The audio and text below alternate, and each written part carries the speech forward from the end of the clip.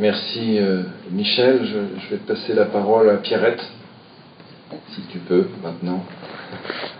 Excusez-moi, j'espère que je vais y arriver.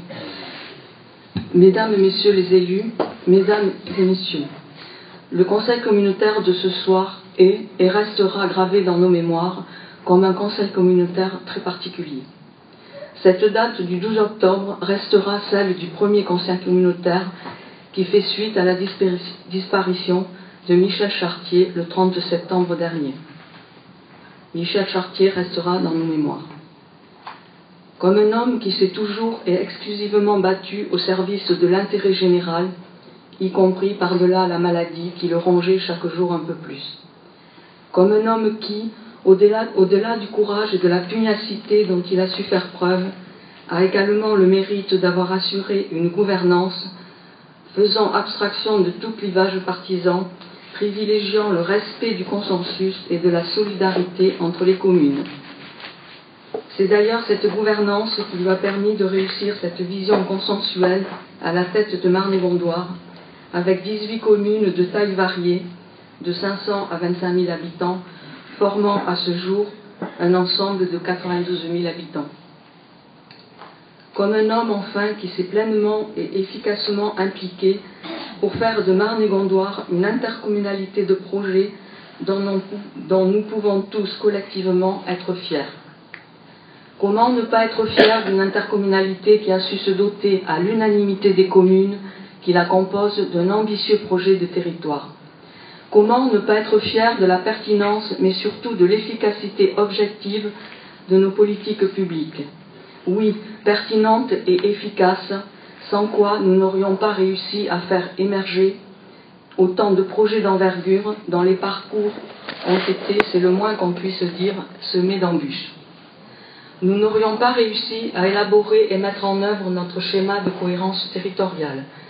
Nous n'aurions pas non plus réussi à élaborer notre fameux périmètre de protection des espaces agricoles et naturels périurbains et, plus important encore, en mettre en œuvre plusieurs des actions du programme dont nous l'avons assorti. Nous n'aurions pas non plus réussi à élaborer un ambitieux et qualitatif programme local de l'habitat, mais surtout à le mettre en œuvre. Nous n'aurions pas non plus réussi à faire de notre territoire un territoire économiquement attractif. Nous n'aurions pas non plus réussi à améliorer le quotidien des habitants en matière de déplacement. Nous n'aurions pas non plus réussi à faire de notre intercommunalité un territoire de culture et de partage à rayonnement régional. Je pense à la réhabilitation du château de Rantilly, nouvel espace d'art contemporain dont la pertinence n'est plus à démontrer. Déjà plus de 21 000 visiteurs depuis son ouverture le 22 novembre dernier, en compagnie de Madame la ministre de la Culture. Je pense également au succès croissant d'année en année de nos festivals Frissons Baroques et Printemps de Parole. Ce dernier a réuni en mai dernier pas moins de 15 000 personnes. Je pense également à l'augmentation croissante du nombre d'inscrits au conservatoire intercommunal, la multiplication des orchestres à l'école et des interventions musicales dans le milieu scolaire, véritable preuve, s'il en était encore besoin, de la réussite de Musique en Marne-et-Gondoire. Alors, le plus bel hommage que nous pouvons rendre à Michel Chartier, c'est de pérenniser nos politiques publiques dont il a été un artisan de grande qualité. Politiques publiques reconnues par les plus hautes sphères de l'État avec l'obtention de la dérogation de la loi MAPTAM qu'il va falloir défendre avec force encore et encore. Politique publique également reconnue par nos partenaires. Une libellule argentée nous rappelle quotidiennement que nous sommes désormais capitale de la biodiversité 2015 dans la catégorie intercommunalité. Politique publique également reconnue par le public et les artistes. Un château argenté nous rappelle quotidiennement le succès des événements culturels, Printemps de Parole, le street art à Saint-Jean, les expositions des œuvres du FRAC, puis du CNAP. Et peut-être nous pourrions obtenir un jour une équerre argentée grâce à l'un des projets du cœur urbain. Merci, Monsieur Michel Chartier, pour ce magnifique héritage.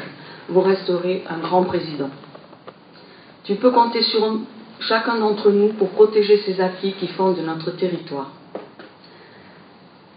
Symbole de vigueur, de résistance et de ténacité, un arbre, un érable pourpre, a été planté au milieu du parc culturel de Rantilly ce jour, à 13 h, en présence de la famille de Michel, des agents de Marne-et-Gondoire et de collégiens, ainsi que d'élus et amis du territoire.